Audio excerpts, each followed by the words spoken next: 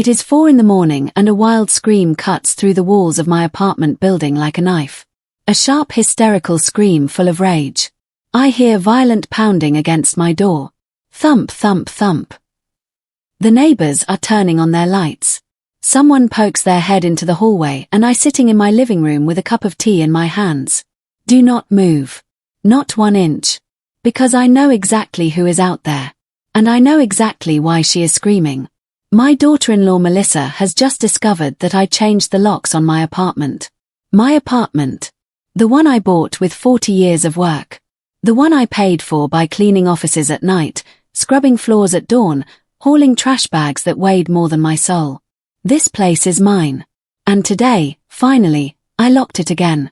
Before we continue, please subscribe to the Granny's Voice channel and write in the comments what time it is where you are watching from now and what time it is there.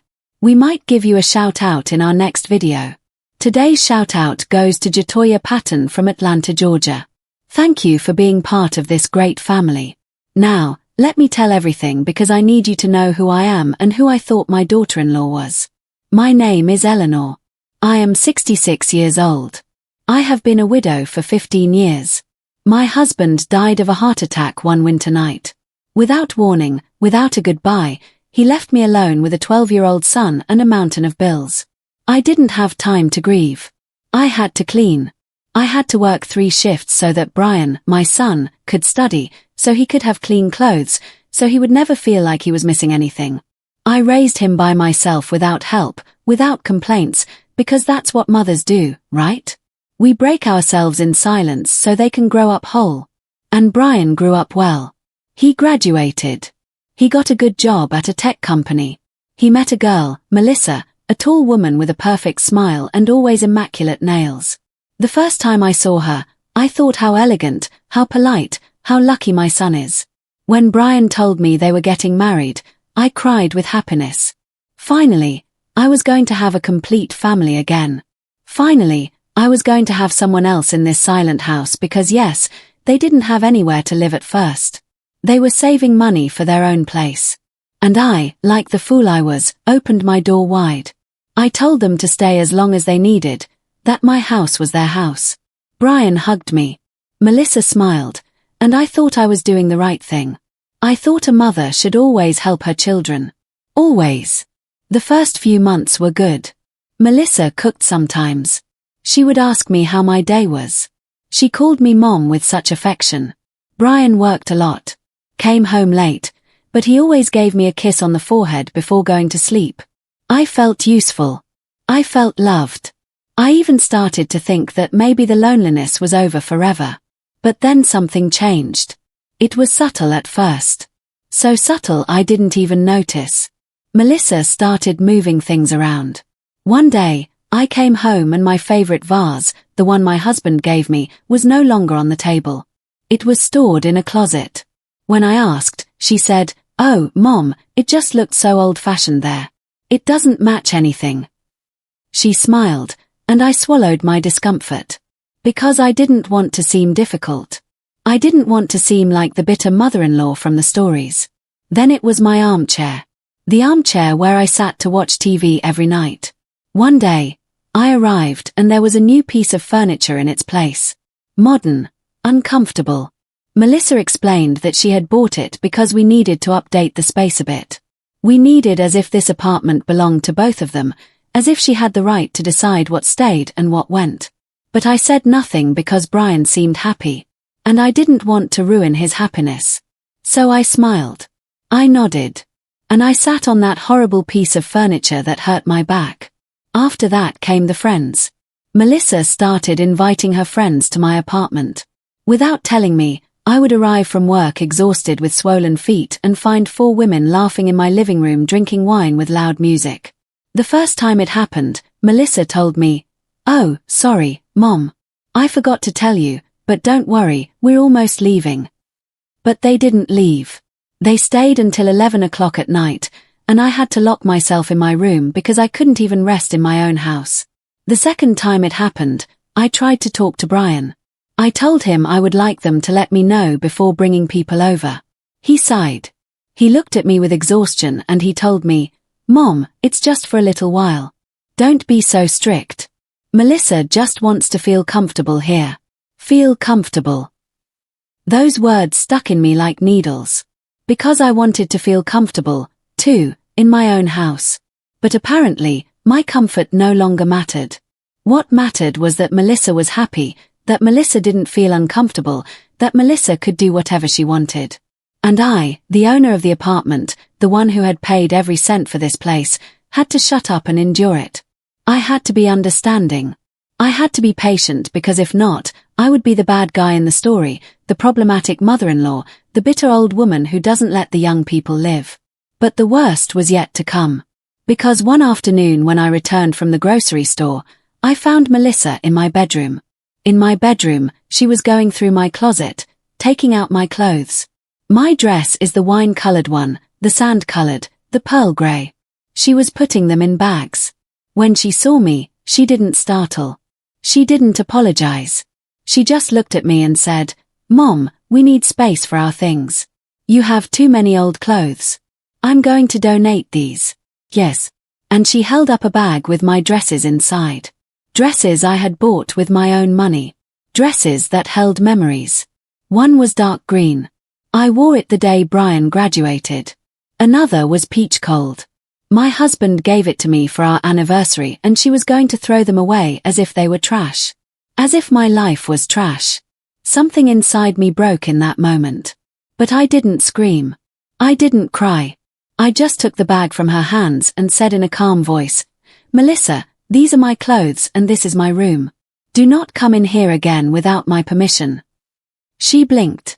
She looked at me as if I had just insulted her. And then she left the room without saying a word. That night, Brian came home furious. He told me I had made Melissa feel bad, that she was only trying to help, that I was being selfish. Selfish me, the one who had opened the doors of my home to them, the one who had given up my privacy, my peace, my space. And now it turned out I was the selfish one. I went to sleep crying that night. And for the first time in a long time, I felt completely alone. That in my own house, I no longer had a voice or a vote, and that this was just the beginning. The weeks passed and the situation worsened. Melissa no longer asked for permission for anything. She simply did what she wanted. One day I arrived and she had turned the guest room into her personal dressing room. The entire room filled with clothes, shoes, bags. She had removed the bed where Beatrice, my neighbor, slept when she came to visit me. She had thrown away the sheets I kept in there. And when I asked her what had happened, she looked at me with those cold eyes and said, "I just needed space for my things." "Mom, you understand, right?" No, I didn't understand. But I no longer knew how to defend myself without seeming like the villain. Then the strange people started arriving. Melissa had started an online sales business, and she was using my apartment as a warehouse. Boxes and more boxes stacked in the hallway, in the living room, even in the kitchen. I was tripping over them every time I left my room. And when I complained, Brian told me, "Mom, it's temporary. She's building her future. Can't you support her a little?" Support her. I was already supporting her. I was giving her a roof over her head. But now, I also had to put up with my house looking like a depot with delivery drivers coming in and out at all hours, with strangers ringing my doorbell looking for packages. And the worst part is that Melissa never thanked me. Never. She acted as if all this was her right, as if I owed her something. One night, I arrived tired after cleaning 3 floors of offices. My knees hurt, my back hurt. I just wanted to get home, take a hot bath, and go to bed. But when I opened the door, I found music blasting. There was a party in my living room. People I didn't know, drinking, laughing, smoking. The smoke hit my face as soon as I walked in. I froze in the entryway. Melissa was in the center, a glass in her hand, laughing with her friends. When she saw me, she waved her hand as if nothing was wrong. "Oh, Mom, I didn't know you'd be home so early. We're celebrating. I made a lot of sales this week," and she kept laughing. No one greeted me. No one turned down the music. No one put out their cigarette. I felt invisible. In my own house, I was invisible. I locked myself in my room. I cried silently so they wouldn't hear me. And I listened to the party until 3 o'clock in the morning, until they left, until there was finally silence. The next day, when I came out, I found my living room destroyed, dirty glasses everywhere, stains on the sofa, a broken bottle on the floor, and Melissa was sleeping peacefully in her room. She didn't clean anything. So, I cleaned as always because if I didn't do it, no one would. And because I was already used to cleaning up other people's messes, I had cleaned other people's offices for 40 years. Now, I was cleaning up my daughter-in-law's mess in my own home. I tried to talk to Brian again. This time, I sought him out at his job. I went all the way to his office. I needed him to listen to me without Melissa being present. I told him everything. I told him I couldn't take it anymore. That I needed my space. That I felt steamrolled in my own house. He listened to me, but when I finished speaking, he sighed deeply and told me, "Mom, I know it's hard, but we're saving money. We just need a few more months. Please be patient." A few more months. They had already been living with me for a year and a half, and every day was worse. But I nodded because he was my son, because I loved him, because I didn't want to lose him. So I swallowed my pain once more and went home in silence. But then something happened that chilled my blood. One afternoon I came home from the market with heavy bags. I climbed the stairs slowly because the elevator was broken. And when I reached my floor I heard voices in my apartment. Voices I didn't recognize. I opened the door carefully and froze. Melissa was with a man in a suit, elegant, with a briefcase, and they were walking through my living room as if they were at an exhibition. The man was taking notes, looking at the walls, measuring with his eyes, and then I heard the words that shattered me. "This apartment is a good size, excellent location. It could sell easily for around $120,000, maybe more." Melissa nodded. She smiled and said, "Perfect. You see, my mother-in-law is very old. She's going to need to move somewhere with more care soon, and we need our own space. You know, my mother-in-law is very old. As if I were a burden. As if I were a problem that needed to be solved. As if my life, my home, my refuge were something to be gotten rid of." I dropped the bags. The noise made them both turn around. Melissa turned pale for a second. Just a second. Then she recovered that fake smile and said, "Oh, Mom, you scared me. This is Mr. Bennett. He's a real estate agent. He was just giving me some advice, you know, for the future. For the future, my future. The future of my apartment." Mr. Bennett looked at me uncomfortably, muttered something about a call he had to make, and left quickly. Melissa stood there still smiling as if she had done nothing wrong. I asked her what she was doing. She answered me calmly as if it were the most normal thing in the world. "Mom, I'm just planning. Brian and I have talked. You can't live alone forever. This place is too big for you. It would be better to sell it and move you somewhere more comfortable. With nurses, with people your age, a place with nurses, a nursing home." She wanted to put me in a nursing home and sell my apartment. The apartment I bought with my sweat, with my hands cracked from so much cleaning, with my sleepless nights working double shifts. And she wanted to take it from me. She wanted to kick me out of my own house and keep everything. I told her to leave. I told her to get out of my apartment immediately. She laughed. She laughed and told me, "Oh, Mom, don't be dramatic. I'm just thinking of what's best for you." And she went to her room as if nothing. As if I had no right to be furious, as if my life was worth nothing. That night, I waited for Brian. I told him everything. I showed him the business card the agent had left forgotten on the table. I told him Melissa was planning to sell my apartment without my permission. And do you know what he told me? Do you know what my son told me? My son whom I raised alone, to whom I gave everything. He told me, "Mom, it's not that serious. She was just exploring options. Maybe she's right. Maybe it would be better for you to be somewhere they can take care of you." In that moment, I knew I had lost him. That Melissa had poisoned him completely. That my son no longer saw me as his mother. He saw me as a burden, as an obstacle, as something old that needed to be put on a shelf and forgotten. I went to my room without saying another word. I closed the door, and for the first time in many years, I felt a deep hatred, not towards Brian, but towards myself, for having been so weak, for having allowed this to go so far, for having sacrificed my dignity, trying to be the perfect mother. But that night, something changed in me. Something hardened because I realized that if I didn't defend myself, no one would. And that the time had come to take back my life. The next morning, I woke up with a clarity I hadn't had in months. I looked in the mirror and saw a tired woman, wrinkled, but not defeated. Not yet. I was 66 years old, but I wasn't dead. And this apartment was mine. Legally mine. No one could take it from me. No one. Not even my own daughter-in-law, with her fake smiles and her twisted plans. So, I made a decision. I was going to fight back. But not by screaming, not by crying, but in the smartest way possible, with proof, with evidence, with the law on my side. Because if 40 years of cleaning offices had taught me anything, it was this. The powerful always have lawyers, and the weak have to be smarter. That afternoon after work, I went to look for Beatrice, my neighbor from the 4th floor. Beatrice is 70 years old and has lived in this building longer than I have. She is a wise woman, the kind who sees everything without saying anything. I knocked on her door, and when she opened it, she saw my face and knew immediately that something was wrong. She had me come in, she made me tea, and she listened. I told her everything from the beginning. The changed furniture, the clothes she almost threw away, the parties, the real estate agent, everything. When I finished, Beatrice took my hand and told me something I will never forget. Eleanor, a mother's love doesn't mean letting yourself be trampled. It means teaching them respect.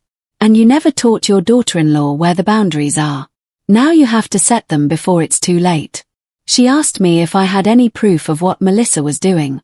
I told her no, that everything had been verbal, that I had nothing concrete. Beatrice thought for a moment and then told me, then get proof, record her, take pictures, save messages, whatever it takes, because if this goes legal, you're going to need more than your word. She was right. So, I started. I bought a new phone with a better camera. I started documenting everything. Every box that arrived, every party, everything Melissa moved or changed without my permission. And most importantly, I started recording conversations. Not all of them, just the important ones, the ones that showed her real intentions. I didn't have to wait long. A week later, Melissa invited her friends over again. I was in my room, but I left the door ajar, and I recorded. I heard them talking, laughing, and then one of them asked her, "So, when are you two moving into your own place?" Melissa laughed. That laugh I knew so well.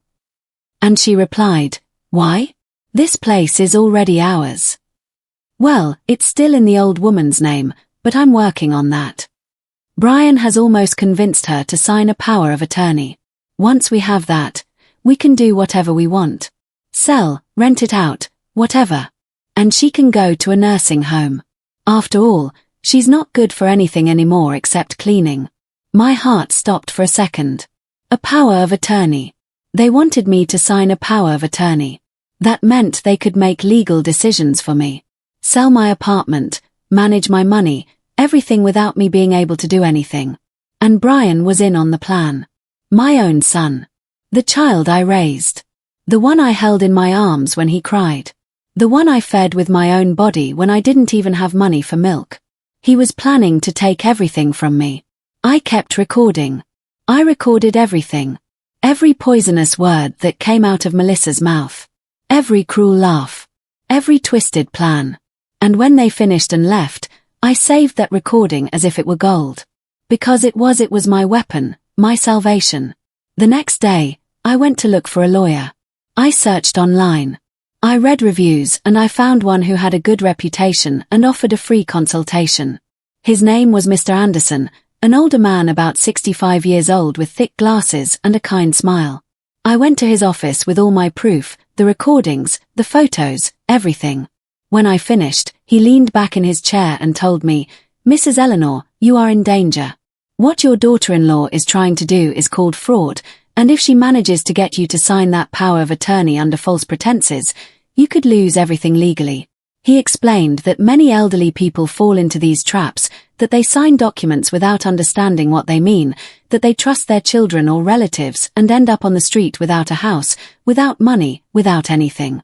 He told me I had been lucky, that I had discovered the plan in time, and that now we had to act fast.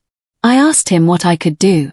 He told me that first we needed to secure my apartment, that no one could sell or transfer it without my physical presence and my identification, that he would put alerts on the property deed, that I should change my passwords, that I should not sign anything, absolutely nothing without consulting him first.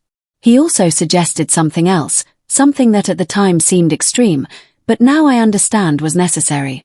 He told me, "Mrs. Eleanor, you have the right to ask them to leave. This is your apartment. You did not sign any lease agreement with them. They are there out of your goodwill. And that goodwill can end whenever you decide. You can give them a 30-day notice. Or if you feel in danger, you can change the locks. It is your legal right. Change the locks." The idea terrified me. But it also liberated me because it meant I had the power that I could get my space back, my peace, my life. I left that office with a plan. Mr. Anderson gave me documents to sign, authorizations to protect my property. He gave me his personal number. He told me to call him if anything happened. And he told me something else, something that made me cry right there in his office. "You are not a bad mother for defending yourself. You are a smart mother and your son needs to learn this lesson because if you don't teach it to him, life will teach it to him in a much harder way." He was right. Brian needed to wake up and I needed to be strong. For the first time in my life, I needed to put my needs first before my son's, before anyone else's. I returned home with a strange feeling, fear, but also something like hope. Melissa was in the living room with her boxes. She didn't even greet me. Brian wasn't there. He had gone to a work dinner. Perfect. I went into my room. I locked the door and I started organizing everything. The documents Mr. Anderson had given me. The recordings, the photos, everything in a folder, everything labeled, everything ready for when I needed it because I knew I was going to need it. I knew this was going to explode. But this time, I would be prepared. This time, I wasn't going to be the victim. I was going to be the one setting the rules. I barely slept that night. I stayed awake thinking about everything that had happened, about how I had gotten here, about how a woman who had worked her whole life, who had raised a son alone, who had fought against the world to survive, now had to fight against her own family to keep her home. It was unfair. It was painful, but it was real. And I wasn't going to run from that reality anymore. I was going to face it with everything I had. Because if 40 years of scrubbing floors had taught me anything, it was this. Stains don't disappear on their own. You have to scrub them. You have to get them out. Even if it hurts, even if it's tiring, even if you break your hands in the attempt. And Melissa was the biggest stain I had ever had to clean in my life. The next few days were an act. I pretended everything was normal. I smiled when I had to smile. I nodded when Melissa spoke. I didn't argue. I didn't complain. But inside, I was building my strategy piece by piece. Every morning, I left for work as usual. But some afternoons, I didn't go straight home. I went to Mr. Anderson's office. We reviewed documents. We planned. He taught me things I never knew. How to protect my assets. How to prove someone was trying to defraud me, how to use the law in my favor, and most importantly, how not to let myself be emotionally manipulated, because Melissa was an expert at that, at making me feel guilty, at making me feel like I was the problem. One afternoon, while I was cleaning an office downtown, I received a text from Brian. It said, "Mom, we need to talk. It's important tonight." My stomach twisted. I knew what was coming. I knew they were going to ask me to sign something. The famous power of attorney, Mr. Anderson, had warned me this would happen. And he had told me exactly what to do. Don't show fear. Don't show anger. Just listen. And then say I needed time to think about it. That I wouldn't sign anything without reading it thoroughly. That it was my right. I took a deep breath. I put my phone away and I kept cleaning because cleaning had always calmed me. The repetitive motion, the smell of the soap, the shine of the floor after mopping. It made me feel like I still had control over something. I got home at 7 o'clock in the evening. Brian and Melissa were sitting in the living room. Serious, as if they were about to give me bad news. I sat down across from them. Brian cleared his throat. He looked at Melissa. She nodded. And then he began, "Mom, we've been thinking a lot about your future, about your well-being. We know you work hard, that you get tired, that you're not as young as you used to be." I said, "Nothing." I just looked at him. He continued, "We've seen some very nice residences, places where there are nurses all day, where you can do activities with people your age, where you don't have to worry about anything, and we think it would be good for you." Melissa chimed in with that syrupy voice I hated so much. "Yes, Mom. It's just that we worry about you. What if you fall and you're alone? What if you get sick? We work all day. We can't take care of you the way you deserve. Take care of me." What an irony. They had never taken care of me. But I stayed quiet. I waited. And then Brian took out some papers. He put them on the table and said, "To make the transition easier, we need you to sign this. It's a power of attorney. So, we can handle the sale of the apartment and all the paperwork. That way, you don't have to worry about anything legal. We'll take care of everything." There it was, the plan in black and white. They wanted me to sign away my life, my home, my future, everything into their hands. I looked at the papers. Then I looked at them and with the calmest voice I could muster, I said, "I need to read this carefully and consult with someone. I don't sign anything without fully understanding what it means." Melissa's face changed immediately. Her smile vanished and she said in a harder tone, "Consult with who? We're your family. Don't you trust us?" There it was. The manipulation, the guilt. But this time, it wasn't going to work. I took a deep breath and said, "It's not a matter of trust. It's a matter of responsibility. These are legal documents. I need to understand them." Well, Brian got upset. I saw his jaw tighten. "Mom, don't make this difficult. It's just a piece of paper to help you. To help me. To rob me. You mean?" But I didn't say it. I just repeated, "I need time 1 week to read it properly." Melissa stood up abruptly. She grabbed the papers angrily and said, "You're unbelievable. We offer you help and you treat us like criminals. You're so ungrateful." And she went to her room, slamming the door. Brian looked at me with disappointment. He said nothing. He just shook his head and went after her. I was left alone in the living room, shaking, but also feeling something strange. Pride because I hadn't given in. I hadn't signed. I had said no.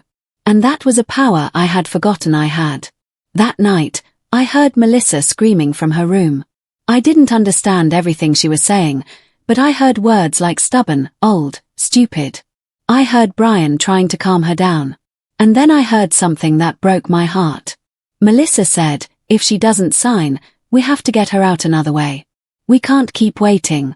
This apartment is worth a lot of money and I'm not going to lose it because of your mother." And Brian said nothing. He didn't defend her. He didn't defend me. There was only silence. And that silence told me everything I needed to know. My son was no longer on my side. Maybe he never really was. Maybe he had only ever been on the side of his own comfort. The next morning, I called Mr. Anderson. I told him what had happened. He told me I had done exactly the right thing, that I should not sign anything ever, and that now we had to speed up the plan. He asked me if I was ready to take the next step, to change the locks, to reclaim my space, to legally evict them from my apartment. I told him yes, that I was ready, that I couldn't live like this anymore, that I would rather be alone than feel invaded in my own home. He told me he would get me a trusted locksmith, that we would do it on a day when Brian and Melissa were both out, that it would be quick and legal, and that he would be there with me for anything. We chose the day, a Friday. Brian had a work conference that lasted all day. Melissa had mentioned she was going to see her mother in the afternoon. It would be the perfect time. Mr. Anderson coordinated everything. The locksmith would arrive at 2 o'clock in the afternoon. I would call in sick to work and by 4 in the afternoon my apartment would have new locks. No one could get in without my permission. No one. The idea filled me with terror. But it also gave me a sense of freedom I hadn't felt in years because for the first time in a long time, I was going to decide who entered my life and who stayed out. The preceding days were agonizing. Melissa acted as if nothing had happened. She kept moving through my house as if it were hers. She kept bringing in boxes. She kept making plans. One day, I heard her on the phone with someone talking about remodeling the kitchen, my kitchen. She talked about colors, about new cabinets, about changing everything, as if I no longer existed, as if I were already gone. And maybe in her mind maybe she had already erased me, but I was still here. And soon she was going to find that out in the worst possible way. Thursday night, I could hardly sleep. I stayed awake staring at the ceiling, thinking about everything that was going to happen, about how they would react, about whether Brian would ever forgive me, about whether I was doing the right thing. But then I remembered Beatrice's words, a mother's love doesn't mean letting yourself be trampled. And I remembered Mr. Anderson's words, you are not a bad mother for defending yourself. And I remembered something more important.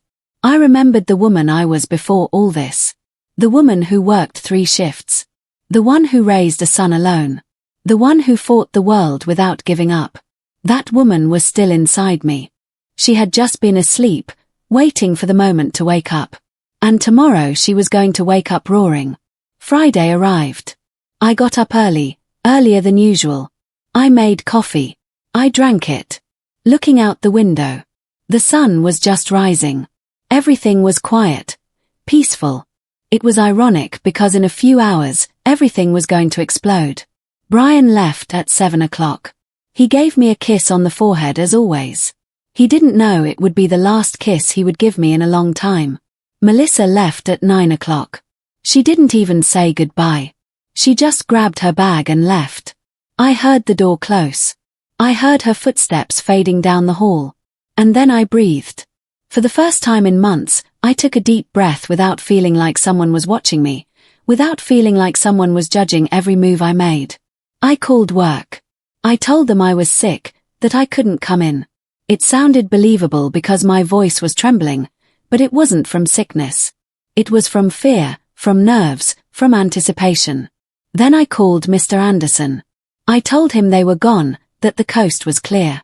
He told me the locksmith would arrive in an hour, that I should prepare, that I should take anything of value I had in shared spaces, that I should put it safely in my room just in case. I obeyed. I went through my house gathering my things, my husband's vase, the family photos that were still on the walls, my box of memories that I kept in a living room closet. I put everything in my bedroom, and with every object I saved, I felt as if I were saving pieces of my soul. At 2 o'clock sharp, the doorbell rang. It was the locksmith, a young man, polite. He showed me his identification. I explained the situation briefly. He nodded. He told me he had seen cases like this before. That I shouldn't worry, that in half an hour everything would be ready. He started to work. I sat on the sofa watching him, listening to the metallic sounds of the tools, the drill, the new pieces fitting into place. Every sound was a release. Every new piece was a shield, a barrier, a way of saying, this is mine, and no one else is getting in without my permission. 30 minutes later, he handed me 2 sets of new keys. He explained how they worked. He assured me that no one with the old keys could open the door. He wished me luck and he left. I stood in front of the door with the new keys in my hand, shiny, heavy, powerful. I clutched them to my chest and I cried. I cried with relief. I cried with fear. I cried with guilt. But most of all, I cried with freedom. Because for the first time in a long time, I felt like my house was mine again. That I was the owner of my life again. I dried my tears, took a deep breath, and then I started to prepare for what was coming. Because I knew that when Melissa arrived and saw she couldn't get in, she was going to cause a scene, a monumental scene, and I had to be ready. Mr. Anderson arrived at 4 o'clock. He knocked with the code we had agreed upon. 3 knocks. Pause. 2 knocks. I opened. He came in with his briefcase. He asked me how I felt. I told him the truth, terrified, but firm. He smiled. He told me that was normal, that the important thing was not to doubt now, that this was legal, that it was my right. He handed me an envelope. Inside was a letter he had drafted. It was a formal notification. It said that Brian and Melissa had 30 days to vacate the apartment, that any attempt to enter without my permission would be considered trespassing, that I could call the police if necessary. He told me that when they arrived and couldn't get in, I should give them that letter under the door without opening it, without arguing, just the letter and silence. He explained that they would probably try to manipulate me, that they would scream, that they would cry, that Brian would say painful things to me, that Melissa would call me a monster, but that I must not open that door, that I must not give in, that if I gave in, it would all have been in vain. He made me promise I wouldn't open it. I promised him.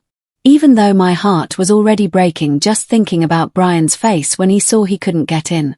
Mr. Anderson stayed with me until 6. We drank tea. We talked about unimportant things. I think he was doing it to distract me to calm my nerves, and it worked a little. At 6, he left. He gave me his number again. He told me to call him if anything happened, anything. And he left me alone. Alone with my new keys. Alone with my decision. Alone with my fear. The hours passed slowly. So slowly I sat in my living room, now silent. No boxes. No strangers. No loud music. Just me. And the silence. A beautiful silence. A silence I had forgotten the sound of. I turned on the television. I watched the news, but I wasn't paying attention. My mind was on the door waiting, knowing that at any moment it was all going to explode. And then at 11 at night, I heard the elevator. I heard footsteps. I heard voices. Brian and Melissa. They were arriving. My heart started beating so hard I thought it would burst out of my chest. I heard them approach. I heard the key enter the lock. And then I heard the sound that would change everything. The sound of a key that doesn't work. That turns but doesn't open. That gets stuck. That doesn't fit. There was silence. Then I heard Melissa say, "What's wrong? Why won't it open?" Brian tried again. Nothing. He tried again and again and again. And then I heard his voice, confused, worried. "It's not working. The key isn't working." Melissa tried her key. Nothing either. And that's when it started. First it was confusion, then it was panic, and finally it was fury. Melissa started banging on the door. "Mom, open the door. The key isn't working. Open up." I didn't move. I stayed seated on my sofa, with the envelope in my hands, breathing. Just breathing. The pounding got louder, more desperate. "Eleanor, open this door right now. What did you do? Did you change the locks? Are you crazy?" Brian started pounding too. "Mom, open up. What's going on? Mom, please." His voice broke me. It split me in two. But I didn't get up. I didn't go to the door. I stayed there firm, remembering everything that had happened. Everything they had done to me, everything they had planned to do to me. And then Melissa lost control completely. She started screaming like she had never screamed before. "Open this damn door. This is my house.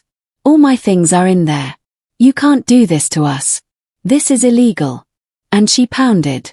She pounded so hard I thought she would break the door. The neighbors' lights started turning on. I heard doors opening. Someone asked what was happening. Melissa screamed at them that I had thrown them out on the street, that I had changed the locks without telling them, that I was a crazy old woman.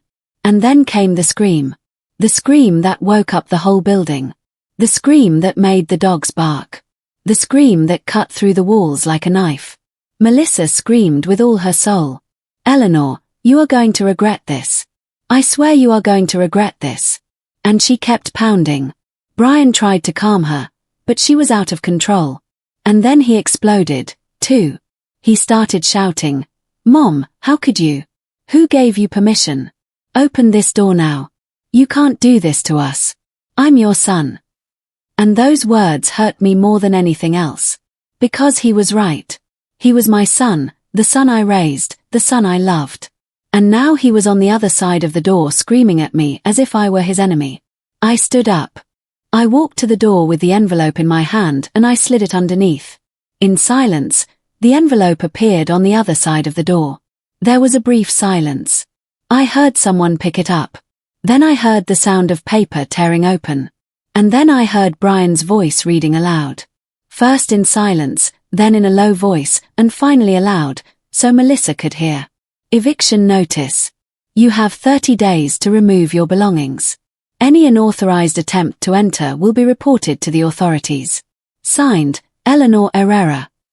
Melissa exploded again. But this time, it wasn't just fury. It was hysteria.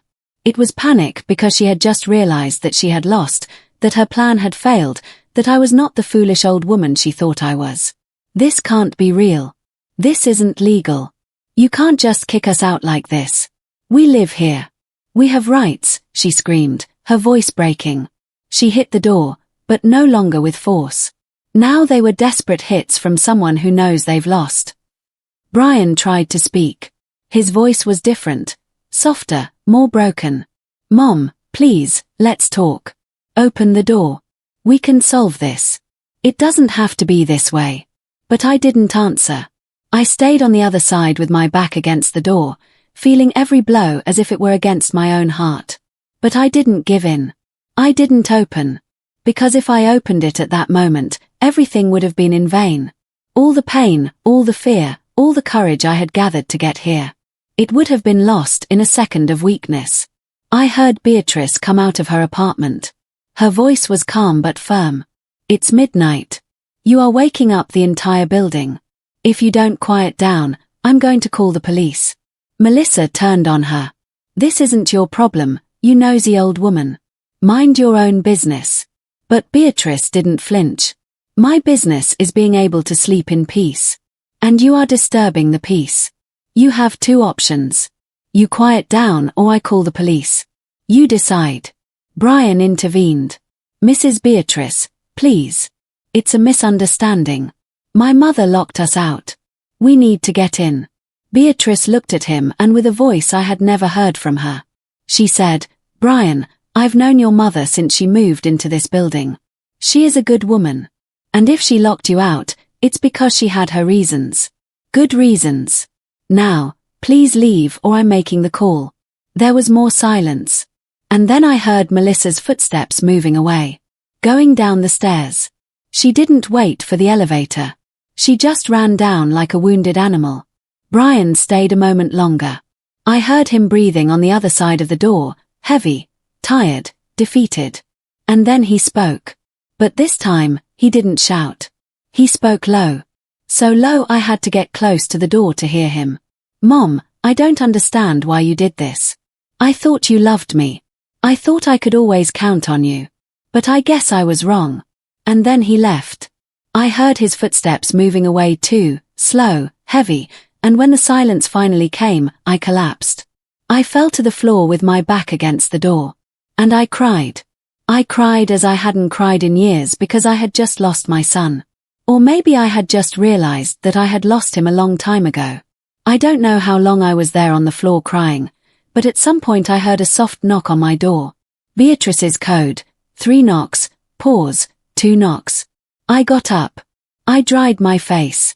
I opened. She came in without a word. She hugged me and I cried again, but this time in the arms of someone who understood me, someone who knew how hard this had been. We sat on the sofa. Beatrice made me tea as she always did. And when I could finally speak, I said, "Did I do the right thing?" She took my hand. She looked me in the eyes and said, "Eleanor, you did the only thing you could do. Defend yourself. That is never wrong. Never." She told me she had heard everything, that the other neighbors had too, that everyone knew what Melissa had been doing, that they had seen her coming and going with boxes, with strange people, that they had heard the parties, the shouting, that everyone knew, but no one knew how to help me, and that now everyone was on my side, that if I needed witnesses for anything legal, she would be the first to testify. Those words gave me a strength I didn't know I needed because I realized I wasn't alone. That there were people who saw me, who supported me, who understood my pain. Beatrice stayed with me until 2 o'clock in the morning. And when she left, I felt a little less broken, a little less alone. I went to bed but couldn't sleep. I stayed awake staring at the ceiling, thinking about Brian, about his face when he was a child, about how he would hug me when he was scared, about how he used to tell me I was the best mom in the world. Where had that boy gone? When had he become the man shouting at me from the other side of the door? When had he stopped seeing me as his mother and started seeing me as an obstacle? I had no answers. I only had questions and pain. A lot of pain. But I also had something else. I had my house back. I had my peace. I had my dignity. And that had to be enough for now. The following days were strange. The house was silent, an absolute silence. There was no music, no shouting, no boxes, no strange people, just me. And at first that silence scared me because I had wanted it so much that when I finally had it, I didn't know what to do with it. I would sit in my living room and just listen. The refrigerator, the cars on the street, the birds in the morning, simple sounds I had forgotten existed. And slowly I began to heal, to recover, to remember what it was like to live without fear, without anxiety, without the constant feeling of being invaded. But Brian didn't give up. He started calling me 10 times a day, 20. I didn't answer. Then the texts started. At first, they were furious. "Mom, this is ridiculous. Open the door. We need to talk. You can't do this to us. I'm going to get a lawyer." But I didn't respond. Mr. Anderson had told me not to, that any communication had to be in writing, and through him to protect myself, to have everything documented. Then the messages changed. They became softer, more manipulative. "Mom, I miss you. I don't understand what I did wrong. I always loved you. Why are you doing this to me?" And those messages hurt more because they touched the deepest wound. The guilt. That mother's guilt that never goes away. That voice that tells you that maybe you are the bad one. Maybe you overreacted. Maybe you should forgive. But then I would remember. I remembered Melissa with the real estate agent. I remembered the plans to put me in a nursing home. I remembered the power of attorney they wanted me to sign. I remembered every humiliation, every lack of respect. Every moment I felt invisible in my own home. And the guilt would fade because what I did wasn't cruelty. It was survival. It was self-love. It was justice. One afternoon while cleaning my house, I found something under the sofa. A toy, a small car from when Brian was a child. I picked it up. I cleaned it. And I sat with it in my hands. I remembered when I gave it to him. He was 5 years old. He was so happy. He played with that car for years. And now here it was, forgotten under a sofa, like our relationship. Forgotten, buried, broken. I cried again. But this time it was different. I didn't cry for what I did. I cried for what I lost. Because the truth is, I didn't lose my son when I changed the locks. I lost him long before that. I lost him when he stopped listening to me. When he chose Melissa over me in every argument. When he stopped seeing me as a person with feelings and started seeing me as someone he could take advantage of. Changing the locks only made a loss that had already occurred visible. And accepting that was the most painful part of all. I put the car away. I put it in my box of memories along with the photos, along with the old letters, along with everything that was left of the boy I raised, because the man he became was no longer mine, and maybe he never really was. A week passed, then Brian's messages became less frequent, the calls, too. And one day they just stopped. Total silence. And I don't know if that gave me relief or broke me more, because it meant he had given up. That he had chosen Melissa, that he had chosen resentment, and that I would have to learn to live with that choice. But it also meant I was free, that I could start over, that I could rebuild my life without fear, without invasion, without manipulation. And although it hurt, although I woke up at night with a tight chest, I knew I had done the right thing. Because sometimes loving means letting go, and sometimes surviving means closing doors, even if they are the doors to your own son. 3 weeks after changing the locks, I received a call from Mr. Anderson. He told me that Brian had contacted a lawyer, that they were trying to prove I had no right to kick them out, that they had lived there for over a year, and that gave them tenants' rights. My heart sped up. I asked him if they could win. Mr. Anderson laughed a soft but confident laugh. He told me no, that they never paid rent.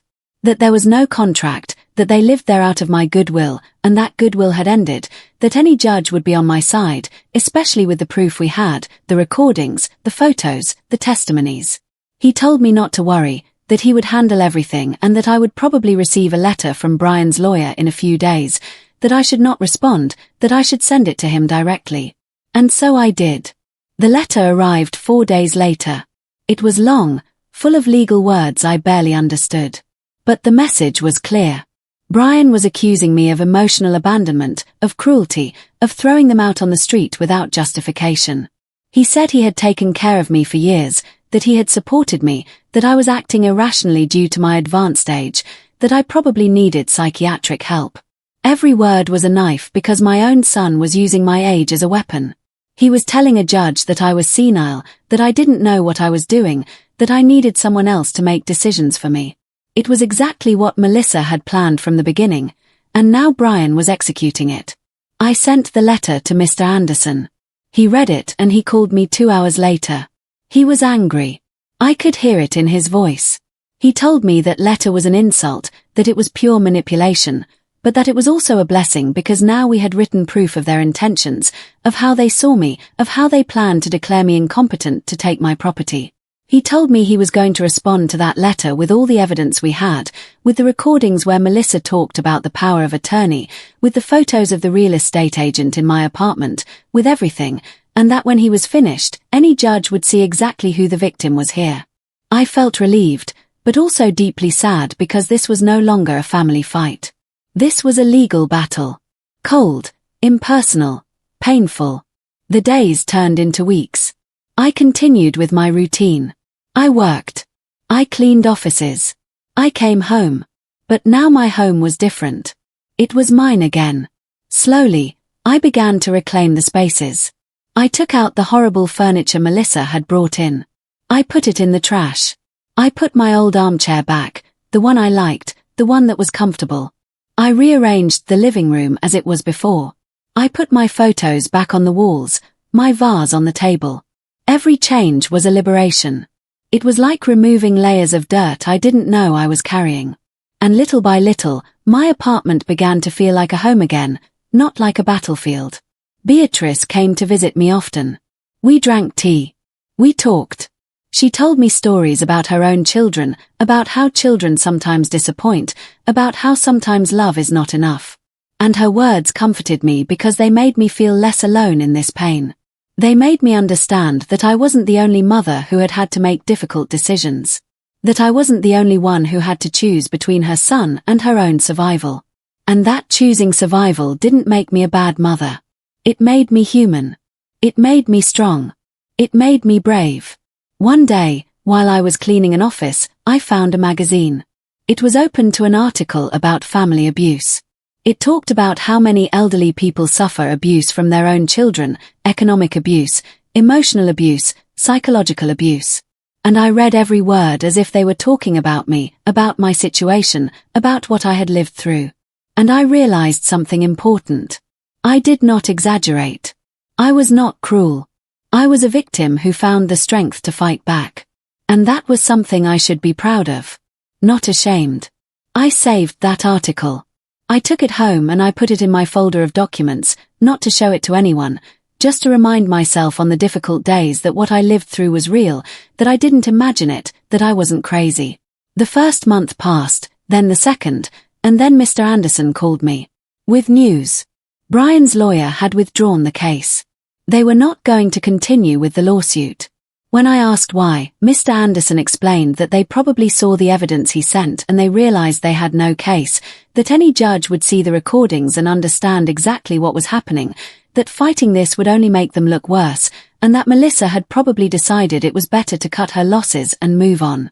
I felt relieved, but also empty because this meant that Brian had chosen, he had chosen not to fight for our relationship.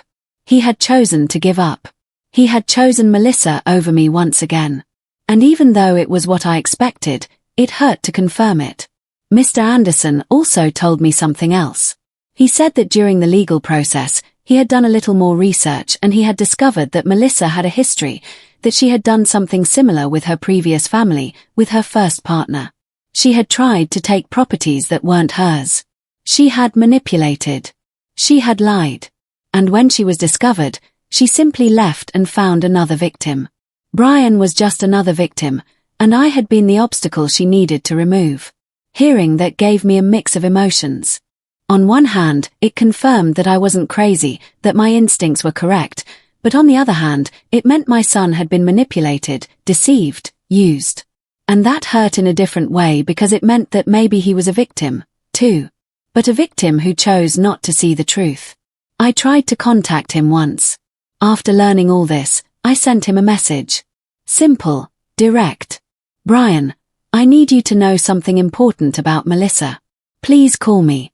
I waited. 1 day, 2 days, a week, he never responded. And that's when I understood that he had already made his decision, that he had chosen to believe her, that he had chosen to see me as the villain, and that there was nothing I could do to change that. The truth didn't matter. The facts didn't matter because love is blind. And sometimes love makes us choose the wrong people and defend the indefensible. Brian had chosen his path, and I had to accept it, even if it tore me apart inside. The months passed. Winter arrived, and with it came a strange peace. A peace I hadn't felt in years. I woke up without anxiety, without fear of finding someone in my space, without fear that something else in my life would be taken without my permission. My apartment smelled different now. It smelled like coffee in the mornings, soup in the afternoons. Clean mine. I started doing things I had stopped doing. I planted flowers on my balcony. I bought new cushions for the sofa. I painted one wall of my room a soft peach color that I had always liked. Small changes, small ways of reclaiming my space, my life, my identity. Beatrice introduced me to a group of women from the building. We met on Thursdays. We played cards. We drank tea. We talked. And I realized that many of them had similar stories. Children who didn't call, complicated families, disappointments, but they also had laughter. They had friendship. They had life. And they taught me something important. That family isn't always blood. Sometimes family is in who chooses to stay, who chooses to see you, who chooses to care for you. And these women had become my family, my support network, my refuge. One night while watching television, I saw a news story. An elderly woman had been scammed by her own daughter. They had taken her house, her savings, everything, and they had left her on the street. The woman cried in the interview. She said she never thought her daughter would do that to her, that she trusted, that she loved, and that she lost everything. And as I watched her cry, I realized something. I could have been her if I hadn't acted. If I hadn't changed those locks. If I had signed that power of attorney. I would be on the street right now homeless with nothing. And Brian and Melissa would be living in my apartment enjoying what I built without remorse, without guilt. And that realization removed the last trace of guilt that remained because I understood that I didn't just save my apartment, I saved my life. 6 months after changing the locks, my life had found a new rhythm. I woke up early, I did light exercise, just stretches and walks in the park near my house. Something I never had time to do when Melissa and Brian lived with me. I ate breakfast in peace. I read the newspaper. Small things, simple things, but they filled me in a way I hadn't experienced in years. I worked my shifts. I came home and my house welcomed me with silence. A silence that no longer scared me. A silence that had become my best companion. Because in that silence, I could hear myself. I could think. I could heal. Beatrice organized a small dinner at her apartment. She invited the women from the Thursday group and me. It was beautiful. Homemade food, laughter, stories. And at one point in the evening, Beatrice raised her glass and said, "I want to toast to Eleanor for her courage, for teaching us that it's never too late to defend ourselves, for reminding us that self-love is not selfishness. It's survival." Everyone toasted and I cried. But this time, not from sadness, from gratitude. Because these women saw me, they valued me, they respected me, and that was something I hadn't felt in a long time. I felt part of something, of a community, of a chosen family, and that healed wounds I didn't even know I had. One afternoon, while cleaning an office downtown, I received a call from an unknown number. I usually didn't answer unknown numbers, but something made me respond. It was a woman's voice. Young, nervous. "Mrs. Eleanor, I'm sorry to bother you. My name is Nicole. I'm a friend of Brian's. I need to talk to you. It's urgent." My heart stopped. I asked her what was wrong. She hesitated and then said, "It's about Melissa. You need to know the truth. Can we meet?" I agreed. We arranged to meet the next day at a coffee shop near my house. That night, I couldn't sleep. My mind was spinning. What truth? What had happened? Was Brian okay? Unanswered questions kept me awake until dawn. I arrived at the coffee shop 15 minutes early. I ordered a tea. I sat at a table in the back and I waited. Nicole arrived on time. She was a woman in her 30s, elegant with sad eyes. She sat across from me, ordered a coffee, and then she started talking. She told me she knew Brian from work, that they had been friends for years, that she had known Melissa from the beginning, and that she had never liked her, that she always saw something false in her, something calculating, but she never said anything because it wasn't her place. She told me that after Brian and Melissa left my apartment, things had gotten worse, that they had rented a small place, that Brian was working double to pay the rent, that Melissa continued with her business, but spent everything on clothes and luxuries, that they fought constantly. Nicole looked me in the eyes and said, "Mrs. Eleanor, Melissa cheated on Brian several times, and when he found out, she convinced him it was his fault, that he didn't pay attention to her, that he worked too much. Brian forgave her because he's trapped. Because she manipulates him just like she manipulated you." I felt a deep pain in my chest for my son for what he was going through. But Nicole wasn't finished. She continued, "And 2 weeks ago, Brian called me crying. He told me Melissa left, that she left him, that she took everything of value he had, his savings, his computer, his expensive clothes, everything, and she disappeared. Brian is destroyed. He's alone, and he's starting to realize everything. How she used him, how she used both of you." I asked her why she was telling me this. She sighed. "Because Brian isn't going to call you. He has too much pride, too much shame, but he needs his mother. He's broken. And I know you're hurt, too. But I thought you should know that you should have the choice to decide what to do with this information." I thanked her. I told her I needed time to process it. She nodded. She gave me her number and she left. I stayed sitting in that coffee shop for another hour with my cold tea, looking out the window, processing, feeling, trying to understand what to do with all this. Part of me wanted to run and find Brian, hug him, tell him everything would be okay. But another part of me, the part that was still healing, told me to wait, that this was not my responsibility, that Brian needed to learn this lesson alone. That night, I spoke with Beatrice. I told her everything. She listened without interrupting. And when I finished, she told me something I'll never forget. "Eleanor, the fact that Melissa left him doesn't erase what Brian did to you. It doesn't erase the screaming. It doesn't erase his lawyer's letter. It doesn't erase that he chose to believe her over you. You can have compassion for his pain, but you don't have to rescue him. He is an adult and the consequences of his choices are his, not yours." She was right. And even though it hurt, even though my mother's heart wanted to run and save him, my head knew I couldn't. That I shouldn't, because if I did, I would be teaching him that he can treat me badly and I will always be there. And that was not the lesson I wanted to give him. 2 weeks passed and then I received a message from Brian. It was the first time he had written to me in months. The message said, "Mom, I know I have no right to ask you for anything. I know I hurt you, but I need to talk to you, please." My first instinct was to respond immediately, but I stopped myself. I breathed. And I called Mr. Anderson. I told him the situation. I asked him what I should do. He told me, "Mrs. Eleanor, you can talk to him if you want, but set boundaries. Meet in a public place, not at your apartment, and don't promise anything. Just listen. See if there is real remorse or just need." I followed his advice.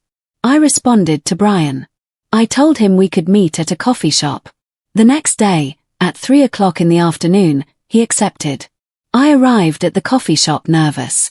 I hadn't seen Brian in 6 months. I didn't know how I was going to react, how I was going to feel. I sat down and waited. He arrived 10 minutes late. And when I saw him, I lost my breath. He looked terrible. He had lost weight. He had dark circles under his eyes.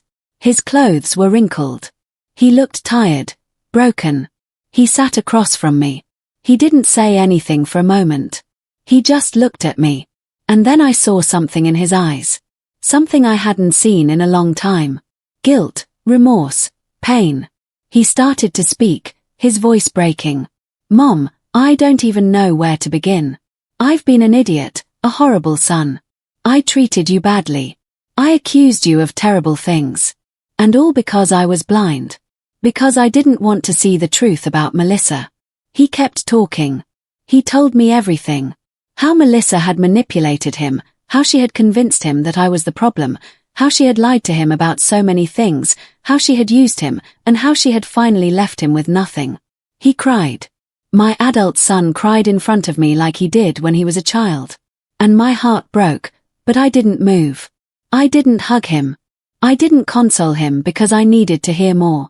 I needed to know if he really understood what he had done to me, or if he was just looking for comfort because Melissa had left him. I asked him directly, Brian, if Melissa hadn't left you, would you be here right now? Would you have realized anything? He fell silent, he thought. And then with brutal honesty, he said, probably not. And that kills me inside because it means I needed to lose everything to realize what I had, to realize what I did to you. That honesty hurt me, but it also gave me hope because it meant he was being real. He wasn't trying to manipulate me. He was truly facing his mistakes. I asked him what he expected from me, what he wanted. He took a deep breath and said, I don't expect you to forgive me. I don't expect you to take me back. I just needed to tell you I'm sorry. That you were right about everything. That I should have listened to you. That I should have defended you. And that losing your trust is the highest price I've ever paid in my life. Higher than losing Melissa. Higher than losing the money. Losing you was the worst. And it was my fault. His words reached me deep down because they were the words I had needed to hear. Not excuses, not justifications, just responsibility, just truth. I told him I appreciated his honesty, that I appreciated his apology, but that I couldn't just forget everything that happened, that I needed time, that I needed to see actions, not just words, that I needed to rebuild the trust that was broken, and that it wouldn't happen overnight. He nodded. He told me he understood that he wouldn't ask for more than I was willing to give. That he would respect my timeline. That if one day I could forgive him, it would be a gift he didn't deserve. We sat in silence for a moment and then I asked him, Are you okay? Do you have a place to live? He nodded. He told me he was renting a small room, that he was working hard to recover, that he was in therapy, that he was trying to understand how he had gotten so far, how he had lost so much of himself. We said goodbye at the coffee shop. There was no hug, no promises, just a silent understanding that this was just the beginning of something new, or maybe the definitive end. I didn't know yet, and it was okay not to know. I went home with mixed feelings.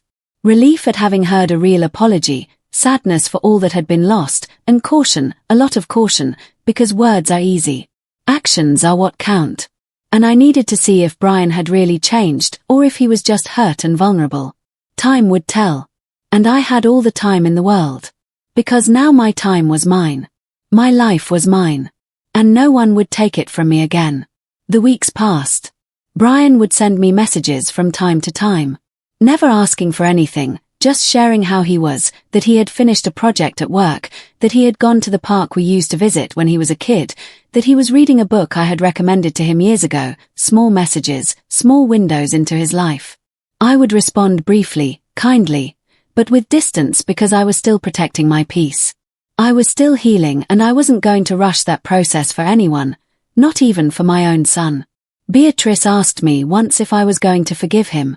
I told her I didn't know that forgiveness wasn't a switch I could turn on and off, that it was a process, long, painful, complicated, and that maybe it would never fully arrive, and that was okay, that I could live with that uncertainty. 3 months after our meeting at the coffee shop, Brian asked to see me again.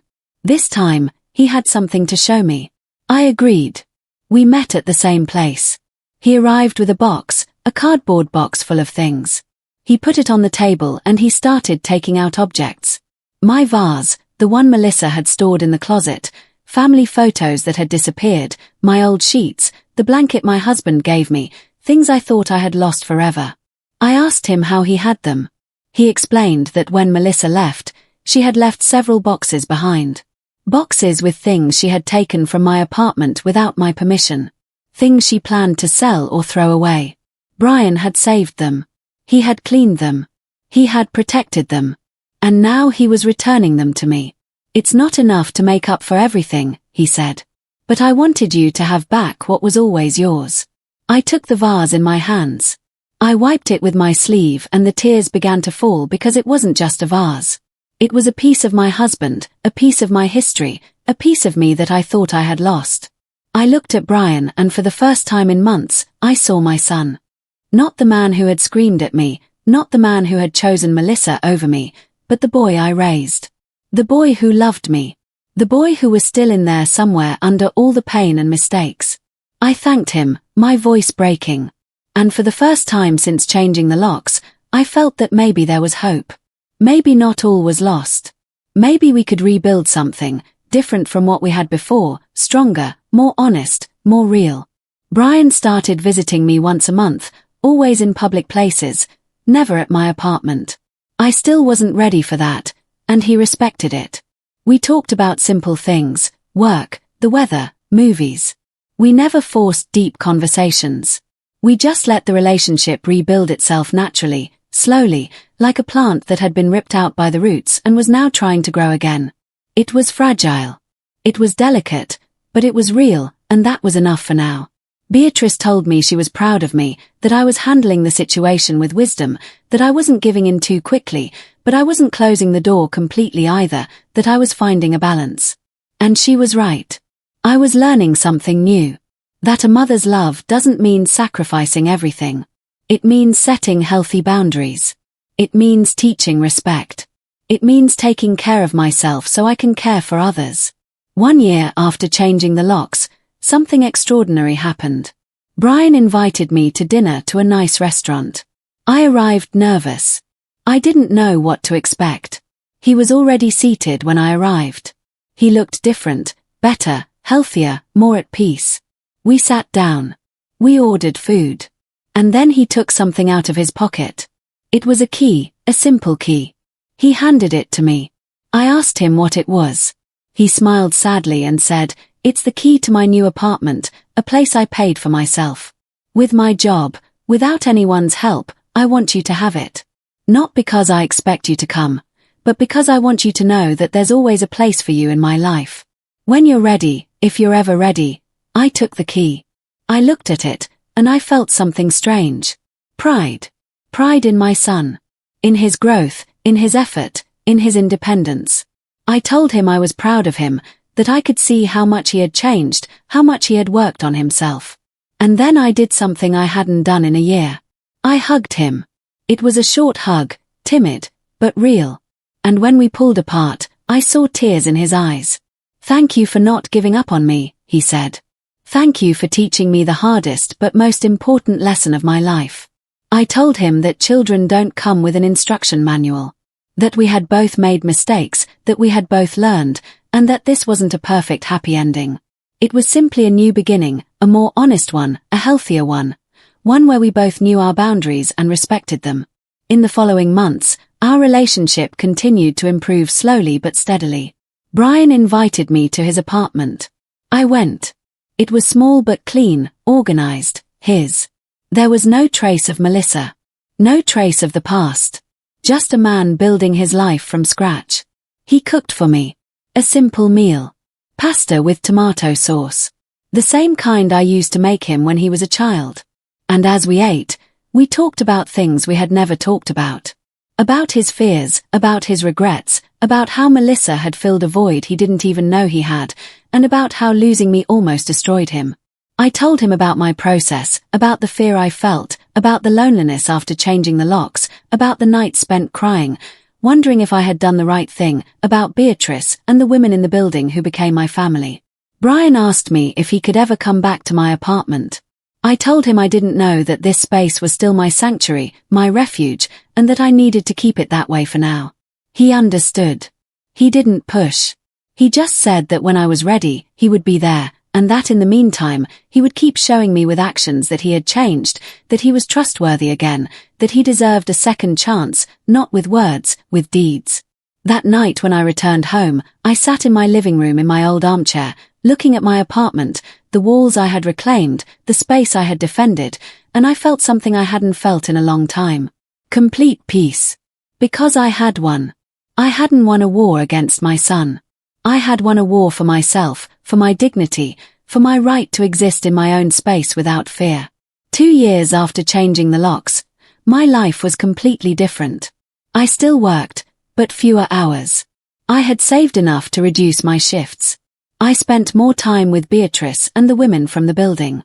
I had adopted a cat, an old cat that nobody wanted from the shelter. His name was Charlie, and he sat with me every night on the sofa.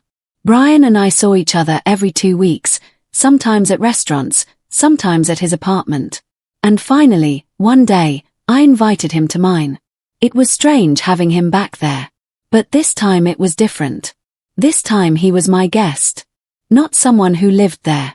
Not someone who made decisions about my space. Just a guest who respected my rules. Who valued being there. Who understood the privilege it was to walk through that door. We drank coffee. We talked. He looked at the photos on the wall. The same photos Melissa had taken down and that were now back. He asked me about the cat. I told him how I had found him. And at one point in the afternoon, as the sun streamed through the window, I realized something. I had forgiven. Not completely. Maybe never completely, but enough. Enough to have a relationship. Enough to have peace. Enough to move forward. Forgiveness hadn't been a moment. It had been 2 years of small steps, of respected boundaries, of actions that demonstrated change. And now I could finally breathe in the same room as my son without feeling resentment. When Brian left that afternoon, I stood in front of my door, the door with the new locks, the locks that had changed everything. And I thought about the woman I was 2 years ago, scared, invaded, lost in her own home. And I compared her to the woman I was now, strong, independent, the owner of her life. And I smiled because sometimes protecting your peace isn't selfishness, it's survival. And changing the locks was just the beginning of taking my life back. I learned that love doesn't mean putting up with everything. That saying no is an act of self-love. That boundaries don't destroy relationships. Boundaries protect the relationships that deserve to exist. And that sometimes the greatest lesson you can give your children isn't your sacrifice. It's your dignity. That night, as I was making dinner, Charlie rubbed against my legs. Beatrice knocked on my door to invite me to play cards and my phone buzzed with a message from Brian that said, "Thank you for today, Mom. I love you." And I realized that this was happiness, not perfect, not without scars, but real, honest, mine. I closed my eyes. I took a deep breath and I whispered to myself, sometimes to get your peace back, it's not the lock that needs to change. It's the people you let in that need to earn the right to stay.